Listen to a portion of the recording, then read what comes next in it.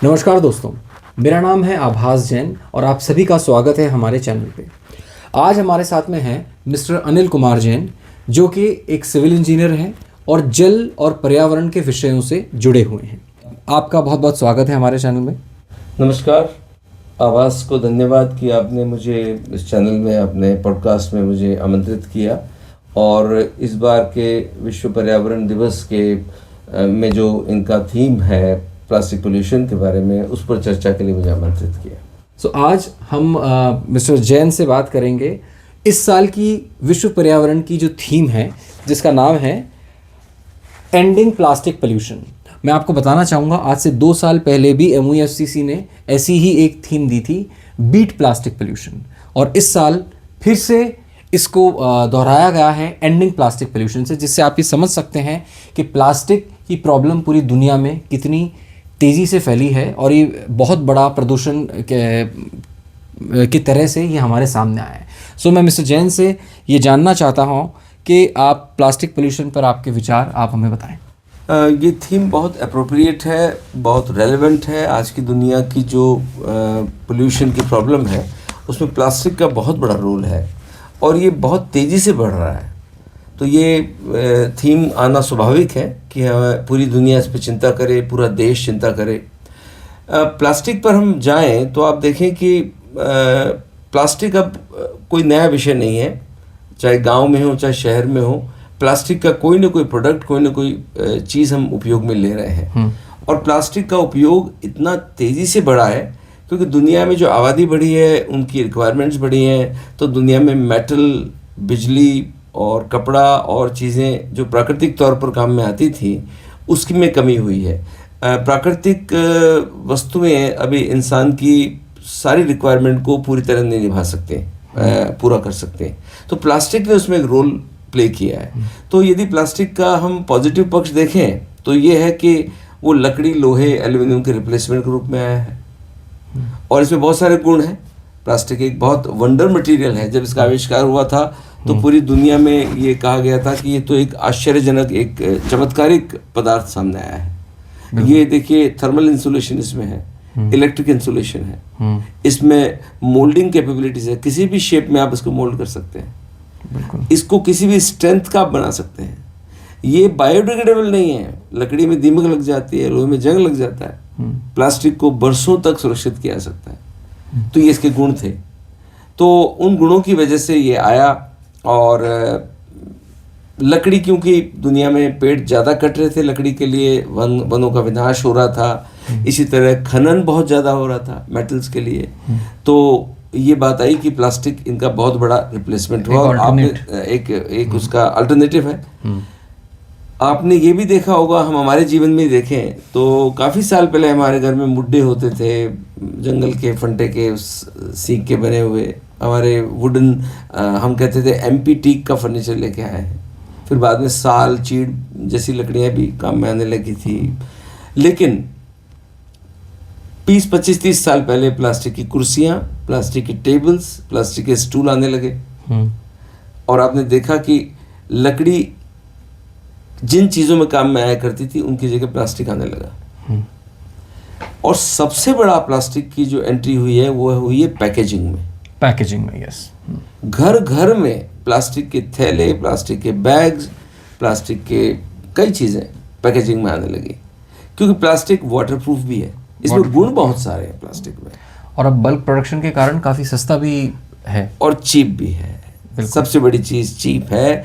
और आज दुनिया इकोनॉमी पर बेस्ड है, हर चीज़ इकोनॉमी से गवर्न होती है। तो आदमी वो चीज़ इस्तेमाल करता है जो एफिशिएंट हो और सस्ती हो और उसकी रिक्वायरमेंट को 100% नहीं तो काफ़ी हद तक पूरा करे। प्लास्टिक में वो सारे गुण थे।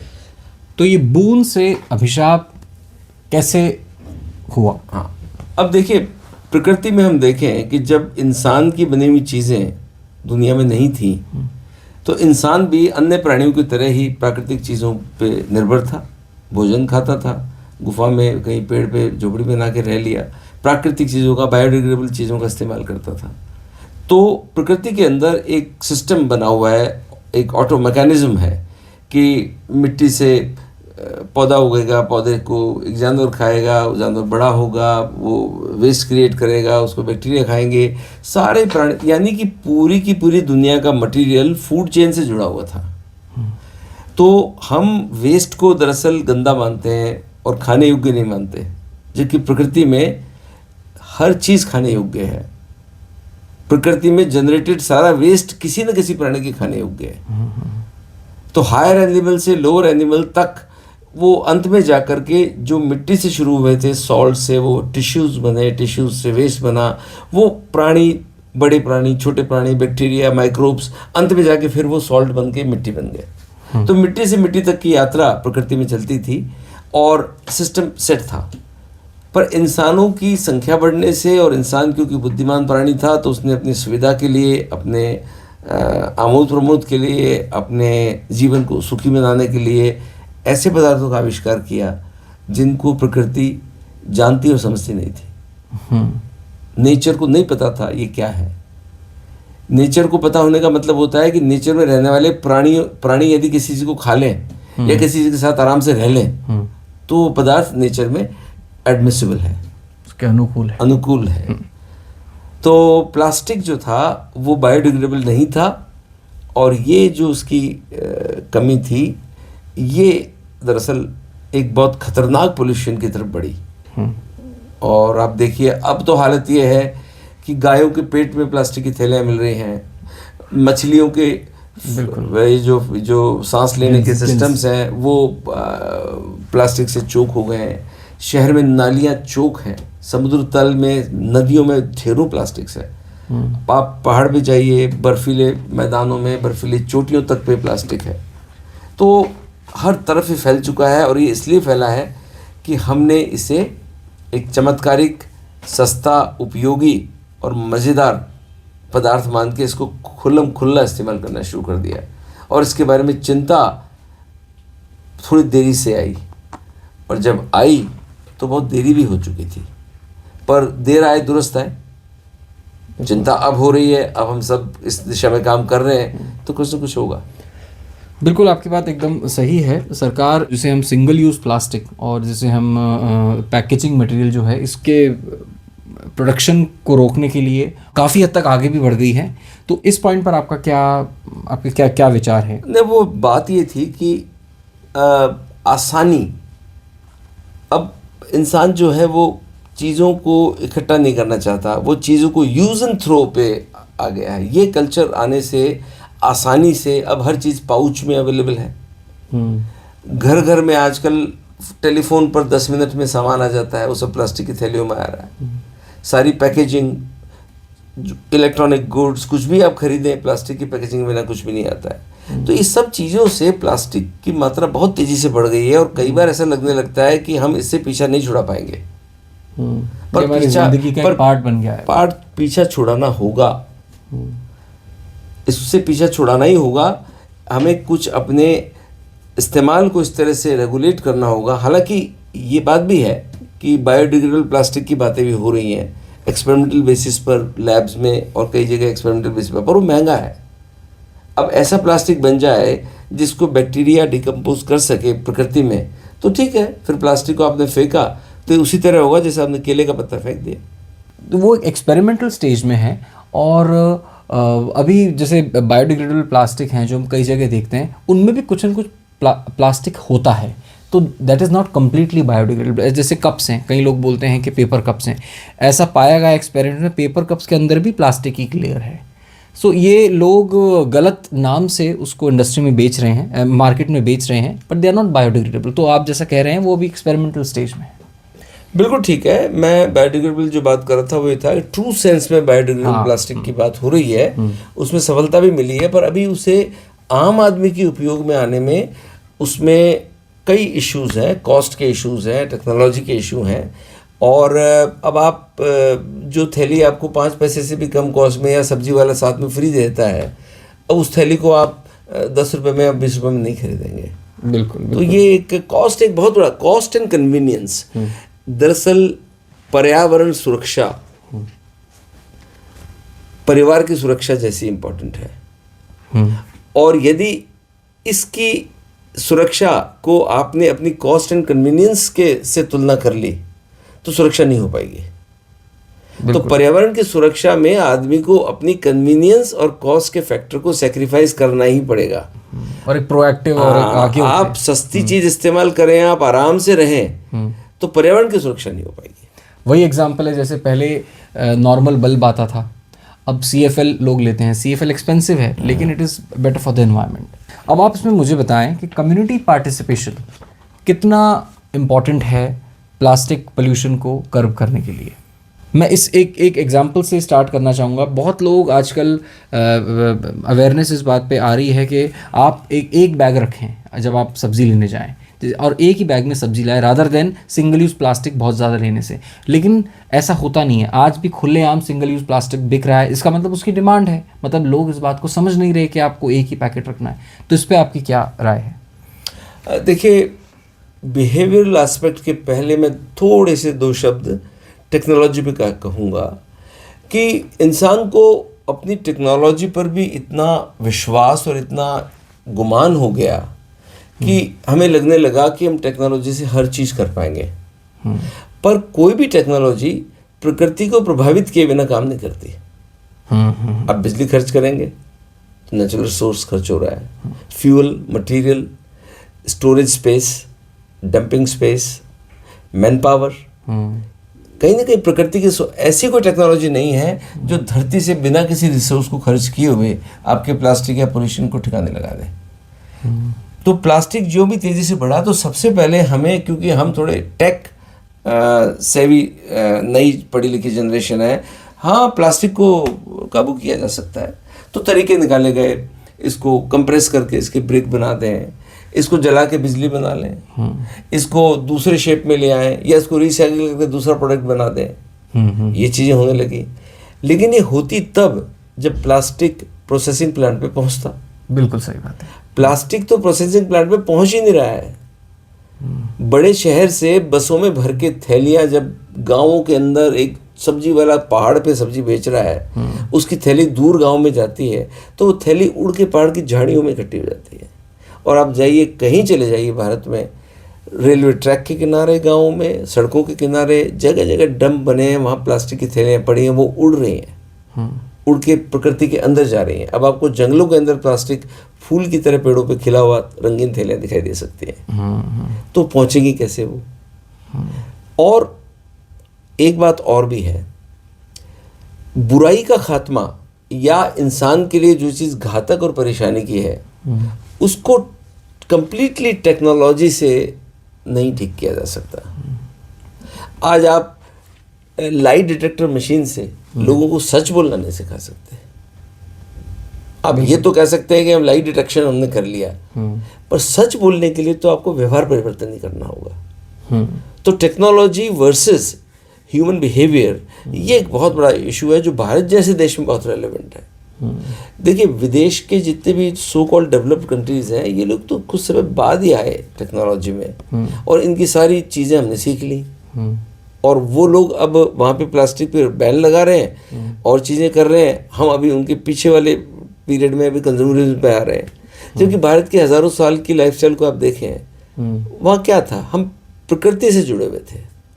सिंपल एक चीज़ ऐसी इस्तेमाल नहीं होती थी जो बायोडिग्रेडेबल ना हो। और सबसे बड़ी बात, जैनिज्म में अपरिग्रह का सिद्धांत है, हिंदुइज्म में और सारे धर्मों में सादा जीवन उच्च विचार कहा गया है। वो क्या है? सादगी का क्या मतलब है? कि आप उतना ही प्रकृति का रिसोर्स इस्तेमाल करें जितनी आपको ज़रूरत है। फिर रिसाइकिल रीयूज तो हमारे बरसों से चल रहा है। बड़े भाई के कपड़े छोटा पहनता था, बिल्कुल, एक बार किताब का सेट घर में आ जाता, 3 भाई बहन 2 जनरेशन पढ़ लेती थी उसको। अब आप देखिए आज क्या है। आजकल तो अपने बड़े भाई के छोटा भाई अगर कपड़े पहन ले तो उसको एक स्टेटस के अगेंस्ट माना जाता है। उतरे हुए कपड़े नहीं पहनना आजकल एक दूसरा फैशन इतनी जल्दी चेंज हो रहा है कि जो शर्ट आज आपने खरीदी 6 महीने बाद वो पहनेगा नहीं आदमी, नहीं होगी तो भी नहीं पहनेगा। तो ये प्रॉब्लम है और टेक्नोलॉजी इसको ठीक नहीं कर पाएगी। आपके पैदा किए हुए कूड़े कचरे को से आप मशीनों से लड़ते रहिए, खर्च करिए बिजली, डंप यार्ड बनाइए, इकट्ठे करिए, गाड़ियाँ चलाइए, घर के बाहर रोज सुबह नारा लगाइए, कचरा डालो, वो करो। कचरे को कम करने पर बात होनी बहुत आवश्यक है। और वो जीवन शैली से, अभी एक मैंने पढ़ा और मुझे बहुत ही अच्छा लगा कि सरकार किस तरह से भारत की पुरानी परंपराओं को नए जीवन के साथ जोड़कर देख रही है। अभी मैंने मिशन लाइफ के बारे में सुना। बिल्कुल, मिशन लाइफस्टाइल फॉर एनवायरनमेंट, ये सेंट्रल गवर्नमेंट की एक कैंपेन था, कैंपेन है रादर, तो उसी में इसकी बात कही है कि सिंपल आप किस तरीके से, बिल्कुल सही बात है। प्रकृति के साथ रहना सीखना वो भारत को आता था, पर अब भारत में हर आदमी शहरी, और वो भी वेस्टर्न शहरी होने की, क्या हम भारतीय शहरी जीवन की कल्पना नहीं कर सकते? भारत का शहरी जीवन वेस्टर्न शहरी जीवन ही होना क्यों जरूरी है? बिल्कुल सही बात। हमारा शहर भारतीय स्टाइल का शहर क्यों नहीं हो सकता, जहां हम प्रकृति के अधिक साथ हो, जहां वृक्षारोपण हो, हरियाली हो, जहाँ पर प्लास्टिक के यूज़ पर थोड़ा सा कंट्रोल हो, जहाँ बिजली पर भी हम लिमिटेड यूज़ करें। अब आप देखिए कि हमने पूरी तरह से खुद को बदल लिया है, और प्रकृति के पास आने का आजकल मतलब है कि आप वाइल्ड लाइफ रिसोर्ट में जाके 2-4 फोटो खिंचवा लें उन जानवरों के साथ जिनके नाम भी आप नहीं जानते। वहाँ कौन कौन से पेड़ लगे उनके नाम आपको पता नहीं है। और ये फैशनेबल हो गया है कि close to nature, adventure sports, bungee jumping, ये ठीक है, आमोद प्रमोद के लिए ठीक है, लेकिन उस वन संपदा, उस पर्यावरण, उस नदी, उस नाले, उस झरने से आपको वो प्यार होना चाहिए जो हम सब मिल के उसे सुरक्षित रखने में साथ में काम करें। और मशीनों को पे तो डिपेंडेंस करनी पड़ेगी, मशीनों से हम बच नहीं पाएंगे, क्योंकि धरती इतने इंसानों की आबादी के लिए बनी नहीं थी। तो इस धरती को यदि सरवाइव करना है, यहाँ के रिसोर्सेज पे सारे प्राणियों को जिंदा रखना है, तो अभी इंसान की ड्यूटी बन गई है कि वो अपनी मशीन और अपनी टेक्नोलॉजी से वो अपना फूड थोड़ा ज़्यादा प्रोड्यूस करे, ताकि बाकी जानवरों को भी फूड मिलता रहे। थोड़े समय में हो सकता है कि बाकी प्राणियों का फूड भी हमें ही पैदा करना पड़े, धरती पे इतना रिसोर्स नहीं रहेगा। हम लगातार फॉरेस्ट को काट रहे हैं, और जो रिसोर्सेज हैं वो पोल्यूट हो चुके हैं, पोल्यूट हो रहे हैं। तो मशीन से हम, लेकिन वो दिन जिस दिन इस धरती पे एक भी पेड़ नहीं होगा, खाना किसी और ग्रह से आ रहा होगा, या कुछ ऐसी चीज़ हो रही होगी, या शरीर बैटरी से चल रहा होगा, वो दिन आए, उस दिन को हम आगे सरका सकते हैं। वो आएगा तो ज़रूर। इंसान धरती पे जिस तरह से रिसोर्सेज को यूज़ कर रहा है, विनाश तो निश्चित है, लेकिन उसे डिले किया जा सकता है। और डिले करने के लिए हम प्लास्टिक पोल्यूशन और दूसरी चीज़ों पर अपनी लाइफस्टाइल को बदलें। सामान उतना ही इस्तेमाल करें जितने की ज़रूरत है, छोटी दुकानदारों से सामान खरीदें। अब आपको, जब आपके हाथ पैर चल रहे हैं, तो आपको हर चीज़ दरवाजे पे क्यों चाहिए? और वो भी आपको बार बार चाहिए। 8 बजे दूध चाहिए, 12 बजे सब्जी आ रही है। एक ज़माने मुझे याद है, हमारी माँ, हमारी दादी पुरानी पैंट के थैले बनाती थी। अब वो चीज़, अब आज उन थैलों को आप फैशनेबल बनाइए, उस पर सुपरमैन की पेंटिंग लगा दीजिए। तो ये तो करना पड़ेगा हमें।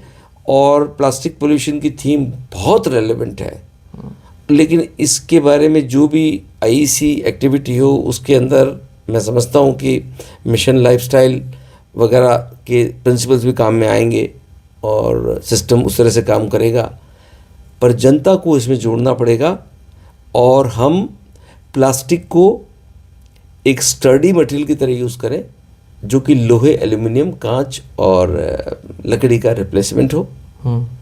और वो प्लास्टिक जो सिंगल यूज़ है, जो यूज़ एंड थ्रो टाइप का है, उसको हम रोकें। और प्लास्टिक पोल्यूशन से नफरत करें, प्लास्टिक से नहीं। बिल्कुल। अभी पूरी दुनिया में आम आदमी प्लास्टिक को विलन मान रहा है। प्लास्टिक का इंटेलिजेंट यूज़ है तो प्लास्टिक विलन नहीं है। प्लास्टिक का रैश यूज़ है तो प्लास्टिक का जो पोल्यूशन है वो विलन है।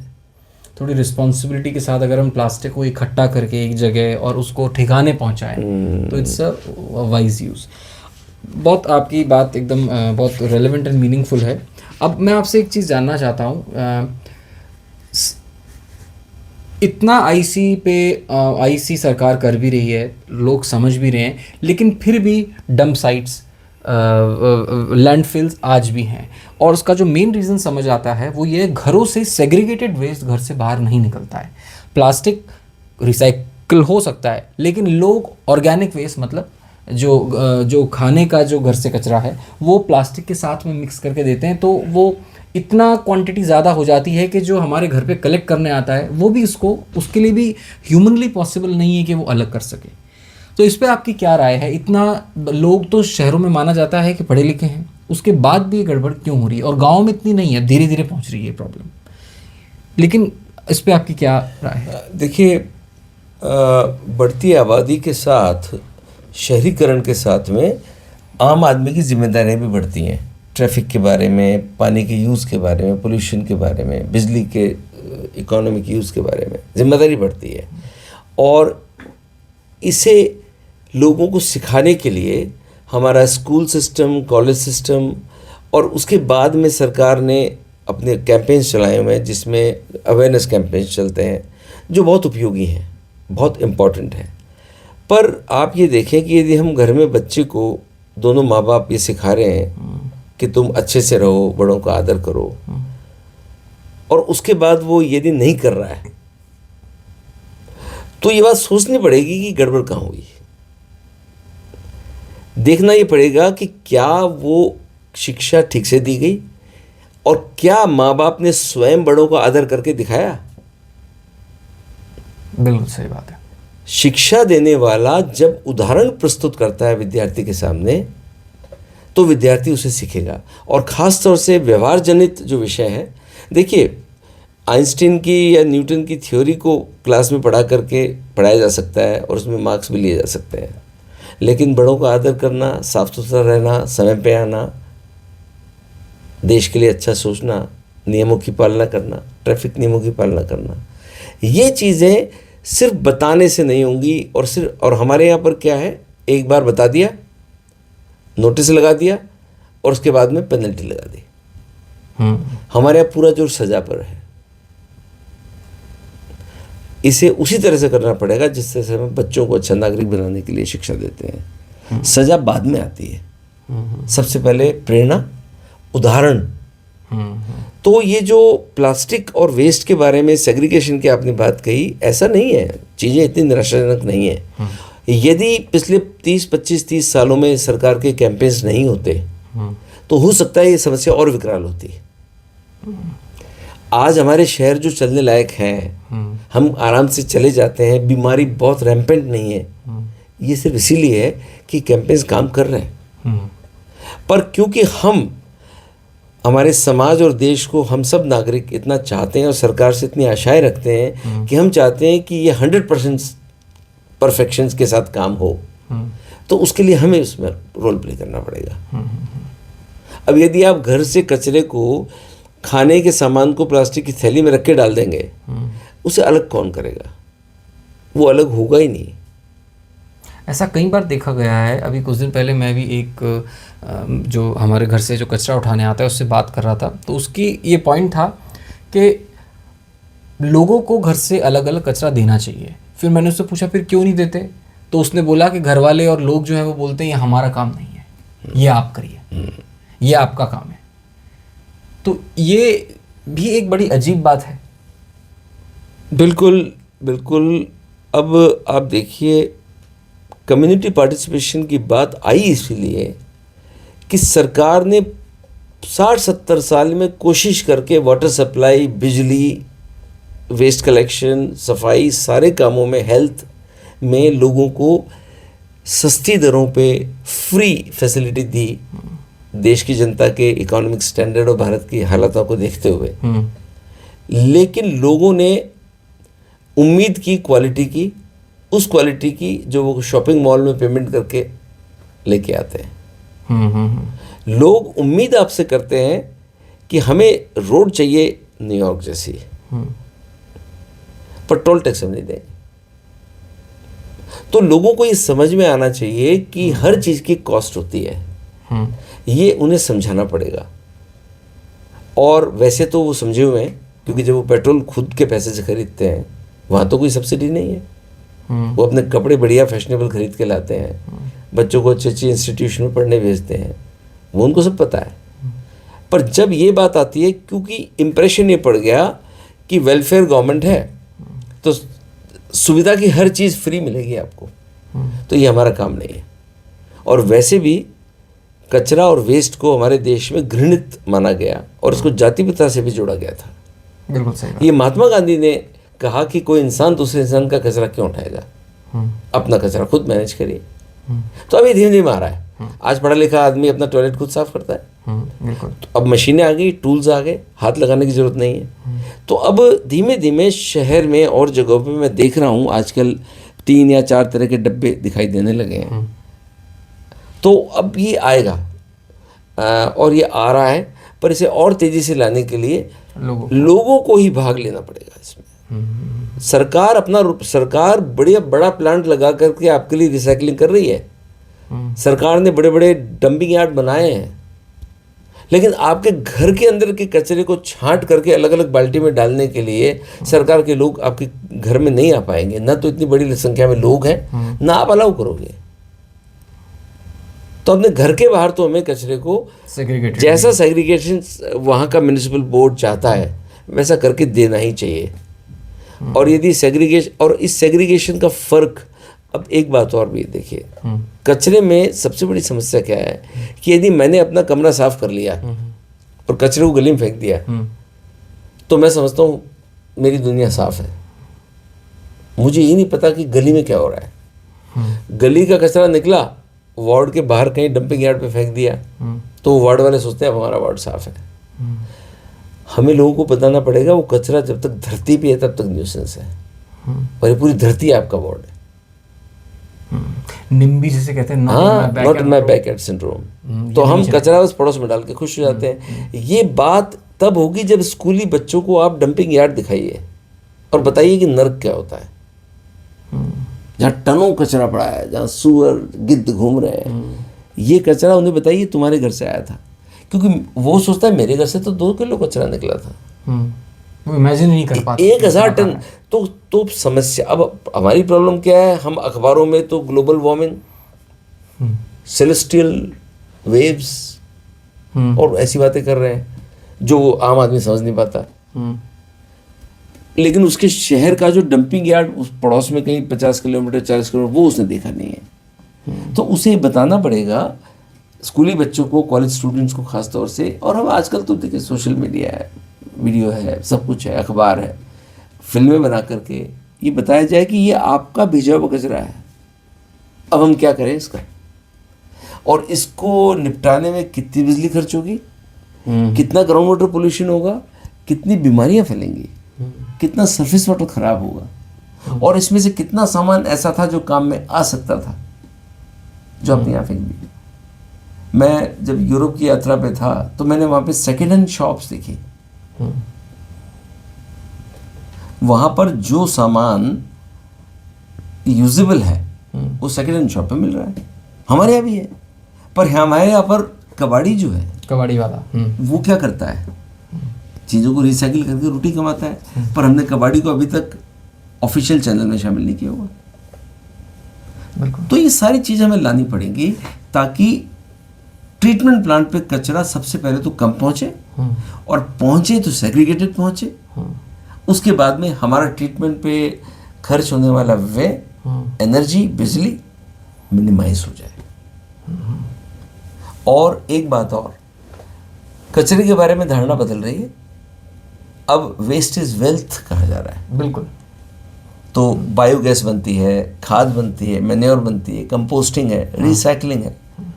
तो अब दुनिया में, भारत में जगह जगह उदाहरण मिलेंगे जहाँ लोगों ने बॉटल से मॉन्यूमेंट्स बनाए हैं। बॉटल से कई लोग मिट्टी भर के उससे मशीनरी में यूज़ कर रहे हैं, वेस्ट हुआ। हाँ, कोई बॉटल से कुछ पक्षियों के, परिंदों के वो बन रहे हैं, गमले बन रहे हैं बाल्टियों से। तो ये वेस्ट, और कई लोगों ने, अब लोग इसे प्रोफेशन के रूप में अपना रहे हैं। अब इसमें डिग्री कोर्सेज हैं, बड़ी बड़ी कंपनीज हैं जो वेस्ट मैनेजमेंट का काम करती हैं। लाखों करोड़ों रुपए के कॉन्ट्रैक्ट्स आजकल दिए जाते हैं, तो वेस्ट में अब एम्प्लॉयमेंट है, बिजनेस अपॉर्चुनिटी। तो आने वाला समय अब हमें एक सोशियो इकोनॉमिक मॉडल बनाना पड़ेगा। हम इसे टोटली टेक्नो इकोनॉमिक ना बनाएं। इंडिया में टेक्नो इकोनॉमिक बात करना उतना इफेक्टिव नहीं होगा, वो शहरों तक ही सीमित रह जाएगा।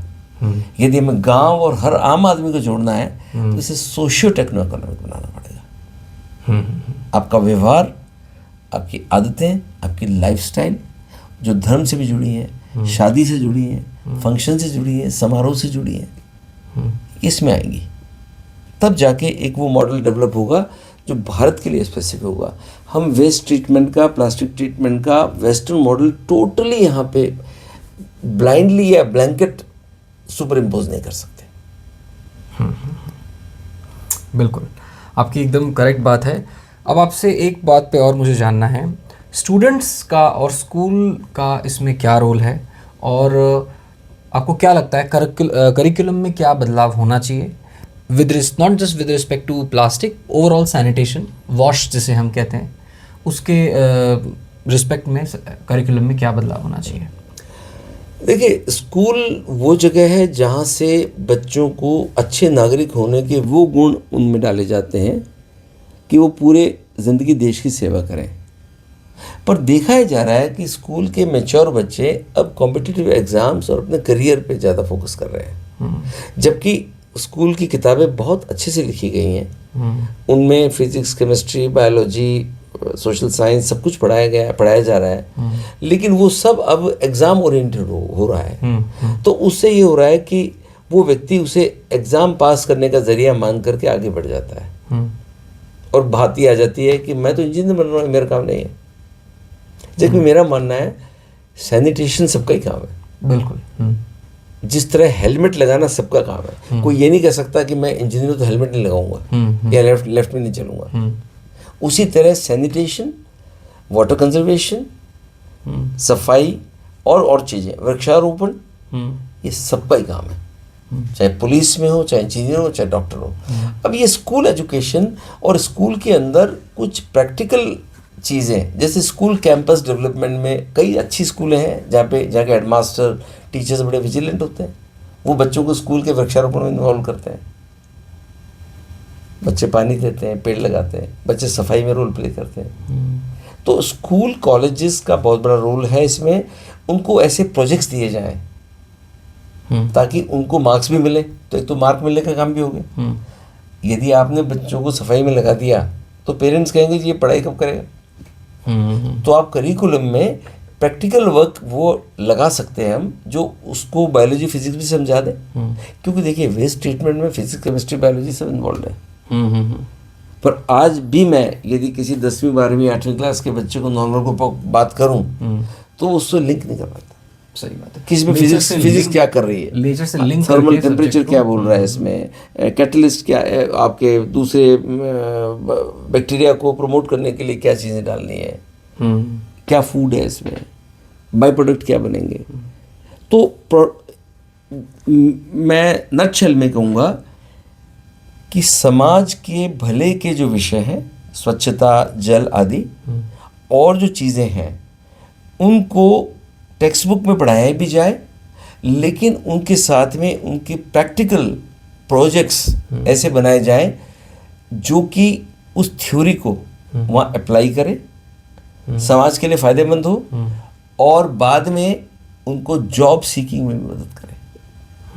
पीएचडी की, और आज पीएचडी रिसर्च में लोग बाग सिर्फ इसलिए पीएचडी कर रहे हैं कि वो क्योंकि उनको लेक्चरशिप करनी है। ऐसा टॉपिक ले आते हैं जिसमें कौन से आंकड़े बना के कौन सा कोफिशिएंट निकाल देते हैं, समझ नहीं आता है, और कहते हैं रिसर्च हो रही है देश में। तभी आप देखिए कि भारत को नोबेल प्राइजेस सारे वेस्टर्न वर्ल्ड को ले जाता है। अब भारत, नया भारत अब उस तरह से कर रहा है काम, चेंज आया है। बिल्कुल। तो प्रोजेक्ट्स, रिसर्च समाज उपयोगी विषयों पर हो, मतलब एक तरह से इंडस्ट्री और एजुकेशन में एक ब्रिज लिंक होना चाहिए। और बच्चों को, आज का बच्चा चाहता है मुझसे जो भी काम कराओ मुझे बाद में वो जॉब दे, एम्प्लॉयमेंट दे। तो आप अपन सामाजिक उपयोग के जितने भी विषय हैं, स्वच्छता, वाटर, इलेक्ट्रिसिटी, वृक्षारोपण, women's education, children safety, health, इन सब चीज़ों को उन प्रोजेक्ट से जोड़ दें जो पीएचडी तक ही भी जाए। ऐसा नहीं सिर्फ स्कूल में ज़रूरी है। फिर आप देखिए बहुत फ़र्क पड़ेगा, लोग जुड़ जाएंगे उससे। बिल्कुल बिल्कुल, आपसे बात करके बहुत आज चीज़ें पता चली और आई एम श्योर हमारे दर्शकों को भी बहुत मज़ा आया होगा। तो लास्ट में जाते जाते आप इस विषय पर क्या एक मैसेज देना चाहेंगे हमारे दर्शकों को? मैं हमारे श्रोताओं और दर्शकों को जैसे कहूँगा कि मैं कोई ऐसा विशेषज्ञ नहीं हूँ कि जो आपको कोई नई बात बता सकूँ, लेकिन अभी तक जो हमारी चर्चा हुई है उसमें हमने as a citizen, as a science educated person, हमने जो देखा है वो आपसे शेयर किया है। हो सकता है आप भी बहुत सारी बातों से एग्री करते हो जो हमने देखी हैं, आपके पास हो सकता है और बहुत सारी बातें हों जो हमने आज डिस्कस नहीं की पर वो उपयोगी हैं। तो मैं चाहता हूँ कि आप इस चैनल पर अपनी रिएक्शन दें, हम उन विषयों को आगे भी ये चैनल से रिक्वेस्ट करूँगा कि वो इनकॉर्पोरेट करें, क्योंकि सबकी राय आएगी तो एक मूवमेंट बनेगा। और अंत में मैं ये कहूँगा कि हम आधुनिक जीवन और पारंपरिक जीवन को मिलाकर आगे बढ़ें तो हमें पारिवारिक सुख, सामाजिक सुख, पर्यावरणीय सुख सब कुछ मिलेगा और आधुनिक सुख भी हमें मिलता रहेगा। जिस तरह की जॉइंट फैमिली, न्यूक्लियर फैमिली पे चर्चा हुआ करती है, ये वही बात है। पर्यावरण के साथ रहना, पर्यावरण से दूर रहना, नेचर के साथ रहना, नेचर से दूर रहना।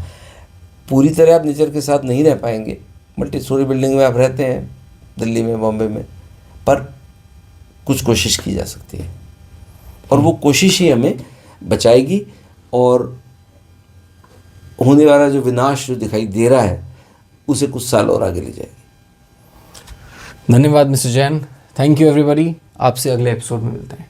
Thank you.